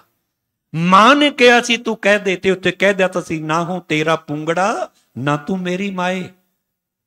ਆ ਮਹਿਰੋਲੀ ਵਿੱਚ ਜਿੱਥੇ ਬਾਬਾ ਬੰਦਾ ਸਿੰਘ ਬਹਾਦਰ ਜੀ ਸ਼ਹੀਦ ਹੋਏ, ਦੇ ਨਾਲ ਇੱਕ ਇਤਿਹਾਸ ਵਿੱਚ ਆਉਂਦੀ ਹੈ ਨਾ ਸਾਖੀ, ਬੱਚਾ ਫੜਿਆ ਗਿਆ ਸੀ ਤੇ ਮਾਂ ਕਹਿੰਦੀ ਹੈ ਮੇਰਾ ਬੇਟਾ ਸਿੱਖ ਨਹੀਂ, ਕਹਿੰਦਾ ਮੇਰੀ ਮਾਂ ਝੂਠ ਬੋਲਦੀ ਹੈ, ਮੈਂ ਸਿੱਖ ਹਾਂ। ਅਸੀਂ ਇਹਨਾਂ ਨੂੰ ਆਪਣਾ ਰੋਲ ਮਾਡਲ ਬਣਾਉਣਾ ਹੈ। ਕਹਿੰਦੇ ਨੇ ਅੱਲਾ ਸ਼ਬਦ ਤੋਂ ਕੋਈ ਨਫ਼ਰਤ ਨਹੀਂ। ਗੁਰਬਾਣੀ ਵਿੱਚ ਬੜੀ ਵਾਰੀ ਅੱਲਾ ਆਇਆ, ਅਵਲ ਅੱਲਾ ਨੂਰ ਪਾਇਆ, ਪਰ ਹੇ ਅੱਲਾ ਜਿਸ ਨੂੰ ਤੂੰ ਦੇਵੇਂ ਉਹੀ ਤੇ ਪ੍ਰਾਪਤ ਕਰ ਸਕ, ਜਿਹੜੇ ਤੇਰਾ ਦਰ ਤੇ ਆ ਕੇ ਤਨ ਮਨ ਅਰਪਣ ਕਰੇਗਾ। ਆਪਣੇ ਜ਼ੋਰ ਨਾਲ ਨਹੀਂ ਇੱਥੋਂ ਤੁਸੀਂ ਲੈ ਸਕਦੇ, ਪੈਸੇ ਦੇ ਬਲਬੂਤੇ ਤੇ ਨਹੀਂ ਕੋਈ ਇਹ ਦਾਤ ਪ੍ਰਾਪਤ ਕਰ ਸਕਦਾ। ਫਿਰ ਅੱਗੇ ਸਤਿਗੁਰ ਕਹਿੰਦੇ ਨੇ, ਜੋ ਨਾ ਟਹੰਦੋ ਮੂਲ ਸੋ ਘਰ ਰਾਸ ਕਰ। ਰਾਸ ਦਾ ਅਰਥ ਨੂੰ ਠੀਕ ਕਰ। ਸਾਡਾ ਸਾਰਾ ਸਮਾਂ, ਸਾਡੀ ਸਾਰੀ ਉਮਰ, ਜੋ ਘਰ ਛੱਡ ਗਵਾਵਨਾ ਸੋ ਲੱਗਾ ਮਨ ਮਾਹੇ, ਜਿੱਥੇ ਜਾਏ ਤੁਧ ਵਰਤਨਾ ਤਿਸ ਕੀ ਚਿੰਤਾ ਨਾਹੇ, ਫਾਥੇ ਸਹੀ ਨਿਕਲੇ ਜੇ ਗੁਰ ਕੀ ਪੈਰੀ ਪਾਹੇ। ਜਿਹੜੇ ਗੁਰੂ ਦੀ ਚਰਨੀ ਆ ਕੇ ਢਹਿ ਪੈਂਦੇ ਨੇ, ਉਹ ਇਸ ਮਾਇਆ ਦੇ ਮੋਹ ਜਾਲ ਵਿੱਚੋਂ ਸਤਿਗੁਰੂ ਉਹਨਾਂ ਨੂੰ ਆਜ਼ਾਦ ਕਰ ਦਿੰਦੇ ਨੇ। ਦਰਅਸਲ ਮੁਕਤ ਸ਼ਬਦ ਹੈ ਹੀ ਇਹ, ਮੁਕਤੀ ਆਪਾਂ ਚਾਹੁੰਦੇ ਜੀ ਜਿਉਂਦੇ ਹਾਂ। ਇੱਥੇ ਕਹਿੰਦੇ ਨੇ, ਜਿਹੜਾ ਕਦੀ ਘਰ ਤੇਰਾ ਢਵੇਗਾ ਨਹੀਂ, ਆਤਮਿਕ ਜੀਵਨ ਦੀ ਐਸੀ ਉਸਾਰੀ ਕਰ, ਕੋਈ ਢਾਹ ਨਹੀਂ ਸਕੇਗਾ ਤੇਰੇ ਘਰ ਨੂੰ। ਪਰ ਉਹ ਉਸਾਰੀ ਰਾਜ ਮਿਸਤਰੀ ਨੇ ਆ ਬਿਲਡਿੰਗ ਬਣਾਈ ਹੈ ਜਿੱਥੇ ਆਪਾਂ ਬੈਠੇ ਰਾ, ਕਈ ਰਾਜ ਮਿਸਤਰੀ ਲੱਗੇ ਹੋਣਗੇ, ਕਈ ਹੋਰ ਹੋਣਗੇ, ਸਾਰੇ ਜਿਨ੍ਹਾਂ ਨੇ ਬਿਲਡਿੰਗ ਬਣਾਈ ਇਹ 'ਚ ਬੜਾ ਮਟੀਰੀਅਲ ਵੀ ਲੱਗਾ ਹੋਏਗਾ। ਪਰ ਯਾਦ ਰੱਖਣਾ, ਸਾਡੇ ਜੀਵਨ ਦੀ, ਆਤਮਿਕ ਜੀਵਨ ਦੀ ਘਾੜਤ ਜਿਹੜੀ ਹੈ ਨਾ, ਉਹ ਗੁਰੂ ਦੇ ਭੈ ਤੋਂ ਬਿਨਾਂ ਨਹੀਂ ਜੇ ਘੜੀ ਜਾ ਸਕਦੀ। ਭੈ ਬਿਨ ਘਾੜਤ ਕੱਚ ਨਿਕੱਚ, ਅੰਧਾ ਸੱਚਾ ਅੰਧੀ ਸੱਟ। ਸਤਿਗੁਰੂ ਦੇ ਭੈ, ਭੈ ਦਾ ਮਤਲਬ ਅਦਬ ਸਤਿਕਾਰ ਕਰਨਾ ਗੁਰੂ ਸਾਹਿਬ ਜੀ ਦਾ, ਗੁਰੂ ਦੇ ਹੁਕਮ ਨੂੰ ਮੰਨਣਾ। ਕਹਿੰਦੇ ਨੇ ਜਿਹੜਾ ਕਦੀ ਫਿਰ ਢਹੇਗਾ ਨਹੀਂ, ਉਹ ਤੇਰਾ ਆਤਮਿਕ ਜੀਵਨ ਦਾ ਘਰ ਗੁਰੂ ਨੇ ਉਸਾਰਨਾ ਹੈ। ਇਧਰ ਵੀ ਲੱਗ ਹਿੱਕੋ ਚਿੱਤ ਵਸਾਏ, ਕਦੇ ਨਾ ਜਾਏ ਮਰ। ਕਹਿੰਦੇ ਨੇ ਜਿਨਨੇ ਕਦੀ ਨਹੀਂ ਮਰਨਾ, ਉਹ ਅਕਾਲ ਪੁਰਖ ਵਾਹਿਗੁਰੂ, ਉਹਨੂੰ ਸਦਾ ਆਪਣੇ ਚਿੱਤ ਵਿੱਚ ਵਸਾ ਕੇ ਰੱਖ। ਜਿਨ੍ਹਾਂ ਨੇ ਮਰ ਜਾਣਾ, ਅੱਜ ਮੈਂ ਕਿਸੇ ਨਾਲ ਜੁੜ ਗਿਆ ਸਰੀਰਕ ਤੌਰ ਤੇ, ਜਾਂ ਕੋਈ ਮੇਰੇ ਨਾਲ ਜੁੜ ਗਿਆ, ਕੱਲ ਨੂੰ ਮੈਂ ਮਰ ਜਾਣਾ, ਜਾਂ ਜਿੰਨਾ ਮੈਂ ਜੁੜਿਆ ਕੱਲ ਨੂੰ ਉਹਨੇ ਮਰ ਜਾਣਾ, ਫਿਰ ਮੈਂ ਕੀ ਕਰਾਂਗਾ? ਫਿਰ ਕੋਈ ਨਵਾਂ ਲੱਭਾਂਗਾ। ਇਸ ਕਰਕੇ ਅਸੀਂ ਉਹਦੇ ਨਾਲ ਜੁੜੀਏ ਜਿਹਦੇ ਬਾਰੇ ਮੇਰੇ ਗੁਰੂ ਨਾਨਕ ਸਾਹਿਬ ਨੇ ਕਿਹਾ, ਸਾਹਿਬ ਮੇਰਾ ਨੀਤ ਨਵਾਂ। ਉਹ ਕਦੀ ਪੁਰਾਣਾ ਹੁੰਦਾ ਹੀ ਕੋਈ ਨਹੀਂ। ਸੱਚ ਪੁਰਾਣਾ ਹੋਵੇ ਨਾ ਹੀ, ਸੱਚ ਕਦੀ ਨਹੀਂ ਪੁਰਾਣਾ ਹੁੰਦਾ, ਸਾਹਿਬ ਕਦੀ ਨਹੀਂ ਪੁਰਾਣਾ ਹੁੰਦਾ। ਉਹ ਰੋਜ਼ ਹੀ ਨੀਤ ਨਵਾਂ, ਸਦਾ ਸਦਾ ਦਾਤਾਰ। ਉਹ ਸਦਾ ਲਈ ਕਰਤਾ ਅਕਾਲ ਪੁਰਖ ਵਾਹਿਗੁਰੂ, ਜਿਹੜਾ ਕਹਿਣਾ ਅਸੀਂ ਉਹਦੇ ਨਾਲ ਜੁੜਨਾ। ਇੱਕੋ ਚਿੱਤ ਵਸਾਏ। ਜੇ ਤੇਰਾ ਚਿੱਤ ਵੀ ਇੱਕ ਹੈ ਤੇ ਫਿਰ ਉਹਦੇ ਵਿੱਚ ਜਗ੍ਹਾ ਵੀ ਤੇ ਇੱਕ ਨੂੰ ਦੇਣਾ। ਚਿੱਤ ਤੇ ਇੱਕ ਹੈ ਤੇ ਪਤਾ ਨਹੀਂ ਕਿਹਦੇ ਕਿਹਦੇ ਨਾਲ ਜੋੜੀ ਫਿਰਦਾ ਹੈ। ਉਹਨੂੰ ਵੀ ਚਿੱਤ ਦੇ ਦਿੱਤਾ, ਉਸ ਨੂੰ ਵੀ ਚਿੱਤ ਦੇ ਦਿੱਤਾ, ਬਿਲਕੁਲ ਨਹੀਂ। ਗੁਰੂ ਕੇ ਪਿਆਰ ਵਾਲਿਓ, ਆਪਣੇ ਚਿੱਤ ਦੇ ਵਿੱਚ ਉਸ ਕਰਤੇ ਅਕਾਲ ਪੁਰਖ ਵਾਹਿਗੁਰੂ ਨੂੰ ਵਸਾਉਣਾ ਹੈ। ਇੱਕੋ ਚਿੱਤ ਵਸਾਏ, ਕਦੇ ਨਾ ਜਾਏ ਮਰ, ਨਾ ਉਹ ਮਰੇ ਨਾ ਹੋਵੇ ਸੋਗ। ਸਾਡੇ ਘਰ ਵਿੱਚ ਕੋਈ ਪਰਿਵਾਰਕ ਮੈਂਬਰ ਚੜ੍ਹਾਈ ਕਰ ਜਾਏ, ਕੋਈ ਦਿਨ ਸੋਗ ਪਿਆ ਰਹਿੰਦਾ ਹੈ। ਉਹਨੇ ਤੇ ਕਦੀ ਨਹੀਂ ਮਰਨਾ, ਨਾ ਕਦੀ ਸੋਗ। ਜਿੰਨੇ ਮਰਨਾ ਨਹੀਂ, ਉਹਦਾ ਸੋਗ ਕਾਹਦਾ, ਉਹਦੀ ਚਿੰਤਾ ਕਾਹਦੀ। ਤੇ ਲਾਸਟ ਵਾਲੇ ਪਦੇ ਵਿੱਚ ਮੇਰੇ ਗੁਰੂ ਅਰਜੁਨ ਦੇ ਪਿਤਾ ਜੀ ਫਰਮਾਨ ਕਰਦੇ ਨੇ, ਤਿੰਨਾ ਪਿਆਰਾ ਰਾਮ ਜੋ ਪ੍ਰਭ ਭਾਣਿਆ। ਕਹਿੰਦੇ ਨੇ ਜੋ ਪ੍ਰਭੂ ਨੂੰ ਚੰਗਾ ਲੱਗ ਜਾਂਦਾ ਹੈ, ਜੋ ਪ੍ਰਭੂ ਨੂੰ ਚੰਗਾ ਲੱਗਦਾ ਹੈ ਤੇ ਫਿਰ ਉਹਨੂੰ ਪ੍ਰਭੂ ਵੀ ਚੰਗਾ ਲੱਗਦਾ ਹੈ। ਤਿੰਨਾ ਪਿਆਰਾ ਰਾਮ ਜੋ ਪ੍ਰਭ ਭਾਣਿਆ। ਭਾਈ ਗੁਰਦਾਸ ਜੀ ਵੀ ਕਹਿੰਦੇ ਨੇ, ਖਸਮੇ ਸੋਈ ਭਾਵੰਦਾ ਖਸਮੇ ਦਾ ਜਿਸ ਭਾਣਾ ਭਾਵੈ। ਜੇ ਮੈਂ ਕਹਾਂ ਮੈਂ ਗੁਰੂ ਨੂੰ ਚੰਗਾ ਲੱਗਾ ਤੇ ਮੈਂ ਗੁਰੂ ਨੂੰ ਪੁੱਛਾਂ ਤੇ ਸਹੀ ਸੱਚੇ ਪਾਤਸ਼ਾਹ ਮੈਂ ਤੁਹਾਨੂੰ ਚੰਗਾ ਕਿਵੇਂ ਲੱਗ ਸਕਦਾ ਹਾਂ, ਮੈਂ ਤੁਹਾਨੂੰ ਪਿਆਰਾ ਕਿਵੇਂ ਲੱਗ ਸਕਦਾ ਹਾਂ, ਤੁਸੀਂ ਮੈਨੂੰ ਕਿਵੇਂ ਆਪਣੀ ਗਲਵਕੜੀ ਵਿੱਚ ਲੈ ਸਕਦੇ ਹੋ, ਕਿਵੇਂ ਮੈਨੂੰ ਆਪਣਾ ਬਣਾ ਸਕਦੇ ਹੋ। ਤੇ ਜੇ ਗੁਰੂ ਦੱਸਣਗੇ ਨਾ, ਜੇ ਇੰਜ ਕਰੇਗਾ ਫਿਰ ਤੂੰ ਮੇਰੀ ਗੋਦ ਵਿੱਚ ਆ ਕੇ ਬੈਠੇਗਾ। ਸਤਿਗੁਰੂ ਨੂੰ ਬੋਹਿਤ ਕਿਹਾ ਨਾ, ਹਰੀ ਦੇ ਨਾਮ ਦਾ ਜਹਾਜ਼ ਕਿਹਾ ਨਾ, ਸਤਿਗੁਰ ਬੋਹਿਤ ਹਰ ਨਾਮ ਹੈ ਤੇ ਕਿਤਬਿਦ ਚੜਿਆ ਜਾਏ। ਬਾਕੀ ਜਹਾਜ਼ਾਂ ਤੇ ਚੜਨਾ ਤੇ ਕੋਈ ਨਹੀਂ, ਪੌੜੀ ਲੱਗੀ ਹੁੰਦੀ ਹੈ, ਚੜ ਜਾਂਦੇ ਆਪਾਂ। ਸਮੁੰਦਰੀ ਜਹਾਜ਼ ਤੇ ਚੜਨਾ, ਉੱਥੇ ਵੀ ਛਾਲ ਮਾਰ ਕੇ ਚੜ ਜਾਂਦੇ ਆ। ਪਰ ਸਤਿਗੁਰ ਬੋਹਿਤ ਹਰ ਨਾਮ ਹੈ ਕਿਤਬਿਦ ਚੜਿਆ ਜਾਏ, ਇੱਥੇ ਕਿਵੇਂ ਚੜਨਾ? ਉਹ ਤਰੀਕਾ ਗੁਰੂ ਸਾਹਿਬ ਨੇ ਦੱਸਿਆ ਹੈ। ਸਤਿਗੁਰ ਕੈ ਭਾਣੈ ਜੋ ਚੱਲੇ ਵਿੱਚ ਬੋਹਿਤ ਬੈਠਾ ਆਏ। ਜਿਹੜਾ ਗੁਰੂ ਦੇ ਭਾਣੇ ਵਿੱਚ ਚੱਲਦਾ ਉਹ ਗੁਰੂ ਜਹਾਜ਼ ਵਿੱਚ ਸਵਾਰ ਹੋ ਗਿਆ। ਇਹ ਉਹ ਜਹਾਜ਼ ਹੈ ਜਿਹਦਾ ਕਦੀ ਡੁੱਬਣ ਦਾ ਤੁਹਾਨੂੰ ਡਰ ਨਹੀਂ। ਭੱਟ ਸਾਹਿਬਾਨਾਂ ਨੇ ਤਾਂ ਹੀ ਗੁਰੂ ਰਾਮਦਾਸ ਪਿਤਾ ਜੀ ਦੀ ਵਡਿਆਈ ਕਰਦਿਆਂ ਇਹ ਬਚਨ ਆਖੇ, ਗੁਰੂ ਜਹਾਜ਼ ਖੇਵਟ ਗੁਰੂ ਗੁਰ ਬਿਨ ਤਰਿਆ ਨਾ ਕੋਏ, ਗੁਰ ਪ੍ਰਸਾਦ ਪ੍ਰਭ ਪਾਈਐ ਗੁਰ ਬਿਨ ਮੁਕਤ ਨਾ ਹੋਏ। ਅਗਨ ਸਾਗਰ ਬੂਡਤ ਸੰਸਾਰਾ, ਨਾਨਕ ਬਾਂਹ ਪਕੜ ਸਤਿਗੁਰ ਨਿਸਤਾਰਾ। ਤਿੰਨਾ ਪਿਆਰਾ ਰਾਮ ਜੋ ਪ੍ਰਭ ਭਾਣਿਆ। ਆਓ ਅਸੀਂ ਵੀ ਆਪਣੇ ਗੁਰ ਦੇ ਪਹਿਲਾਂ ਵੀ ਸੋਈ ਕੰਮ ਕਮਾਏ, ਉਹ ਕੰਮ ਕਰੀਏ ਜਿਹਨਾਂ ਆਪਾਂ ਗੁਰੂ ਨੂੰ ਪਿਆਰੇ ਲੱਗਣ ਲੱਗ ਪਈਏ। ਤੇ ਲਾਸਟ ਵਾਲੀ ਪੰਕਤੀ, ਗੁਰ ਪ੍ਰਸਾਦ ਅਕਥ ਨਾਨਕ ਵਖਾਣਿਆ। ਨਾਨਕ ਦੇ ਇੱਥੇ ਕੱਕੇ ਨੂੰ ਸਿਹਾਰੀ ਕਰ ਕੀ ਅਰਥ ਨਾਨਕ ਨੇ।